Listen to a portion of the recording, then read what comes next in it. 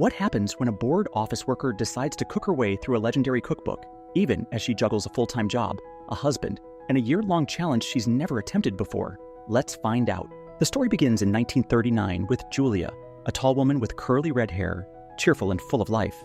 She has just moved to Paris with her husband, Paul, who has been transferred there for his government job. The only problem is that Julia doesn't know French. Still, she loves living in the city, especially because of the amazing food. She has always enjoyed tasting new things, and the fresh French dishes feel far more exciting than the packaged food she's used to from America. Now fast forward to 2002, we meet Julie, who lives in a small apartment in New York City with her husband Eric. He works as a newspaper editor, while Julie works at a call center for an insurance company. Her days are long and tiring, filled with non-stop phone calls. After work, the one thing that helps her relax is cooking. In the kitchen, she feels in control.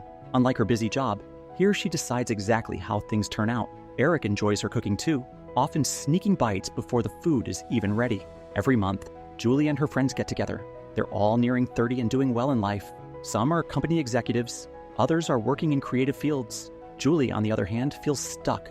She once dreamed of being a writer but couldn't finish her book. Now she spends her days in a small office corner, calming customers about their insurance issues. One day, she learns that one of her friends has started a blog to share her daily life. Julie likes the idea. She thinks maybe this could be her chance to write again. A blog doesn't need a publisher, just an internet connection. But she wonders what she could write about that would actually make her happy. Then it hits her. She loves cooking, and she has Julia Child's famous cookbook at home, a Christmas gift from Eric's mom. She decides she'll cook every recipe from that book and write about the experience on her blog. The project sounds fun, but also challenging. To make it more exciting, she sets a goal: finish all the recipes in 1 year. There are 524 recipes, which means she has to cook one every day while working a full-time job. It won't be easy, but she's determined to finish at least one thing in her life on time. Eric helps her set up the blog, and that night they watch old videos of Julia Child together. The next day, Julie begins her project. 365 days, 524 recipes. During the day, she works her regular job, and at night, she becomes a food blogger. Julia Child's book, written 40 years earlier, is still considered one of the best cookbooks ever made. It introduced Americans to a whole new world of flavors beyond canned and frozen meals, written in a way anyone could understand. But before Julie starts following Julia's path, we return to Julia's own story in 1950. By now, Julia has been in Paris for a while. She loves the city but feels bored because she hasn't found anything meaningful to do. She tries different hobbies, first hat making, then learning cards, but loses interest quickly.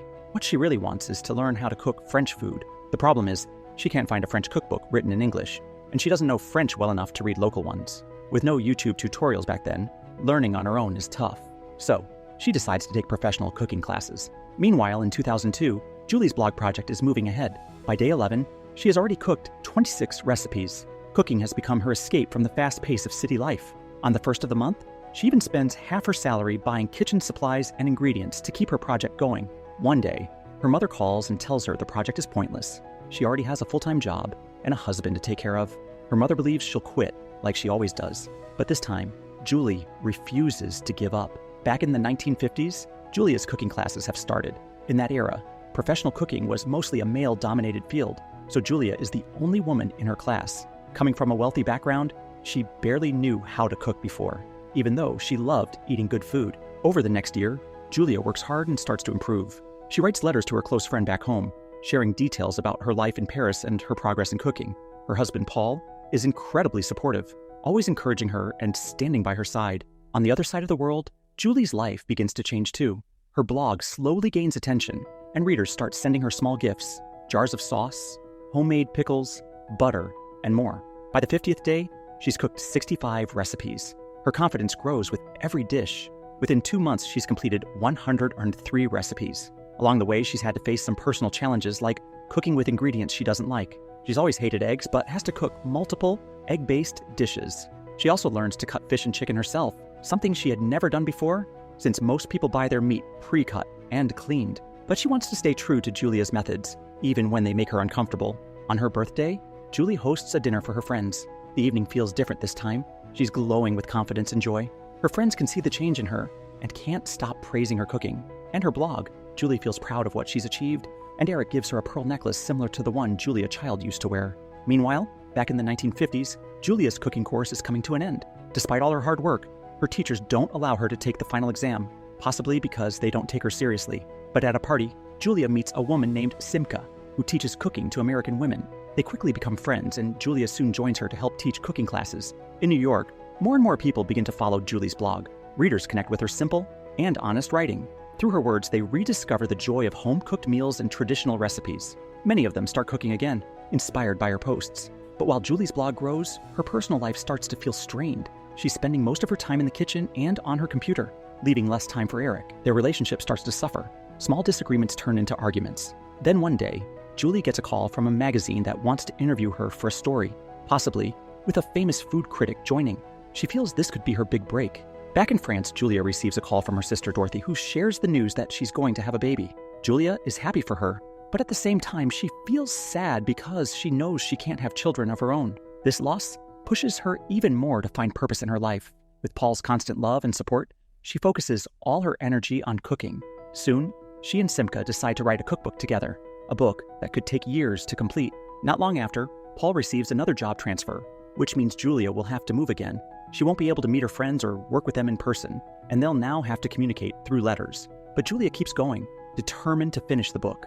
In New York, Julie faces disappointment when her magazine interview gets canceled because of rain. She's frustrated and upset, but Eric doesn't see what the big deal is. To him, it's just a blog. They argue, and he leaves to stay in a hotel for a few days. The next day, Julie gets scolded by her boss for being distracted at work. Feeling low, she starts comparing herself to Julia. Both women had followed their husbands to new cities and later found themselves through cooking. But Julie feels she isn't as calm and patient as Julia. Julia always handled challenges with grace, while Julie tends to lose her temper. She realizes that maybe that's what makes Julia's marriage so strong. That night, Julie leaves a message for Eric, telling him how she feels. Hearing her voice softens him, and he returns home. Things slowly start to get better between them. Meanwhile, Julia and Simca take their book idea to a publisher. The publishers like the concept. There's no English language book on French cooking, but they find it too long at 700 pages. They tell Julia to shorten it, which means she'll have to rewrite large parts of it again. Time passes, and Julia keeps working on the book through every new city they move to. Eventually, after rewriting it from start to finish, she and Simca send it off again, hoping this time it will be accepted. Back in New York, Julie gets another chance to be interviewed. During dinner, she tells the reporter how much Julia Child has inspired her, even though they've never met.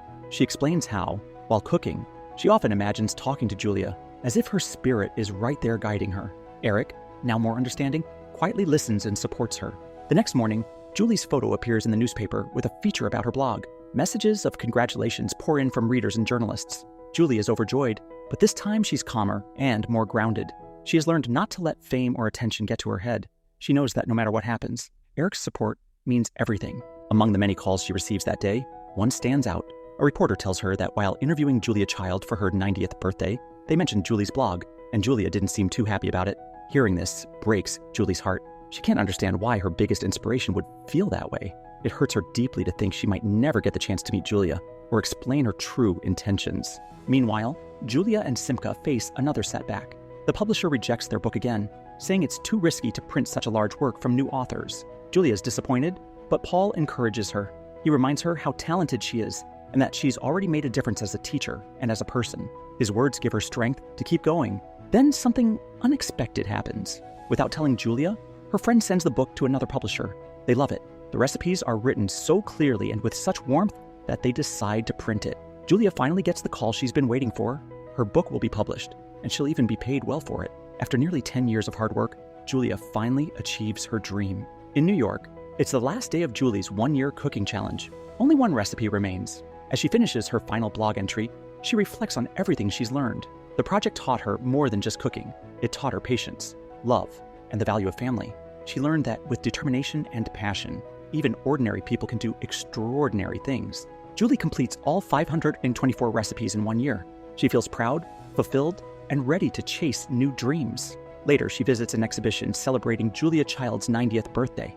Walking through the displays, she feels close to her hero again. She takes photos and smiles quietly, realizing that even if Julia never approved of her, it doesn't change what she's gained. The Julia she carries in her heart, her inspiration, is what truly matters.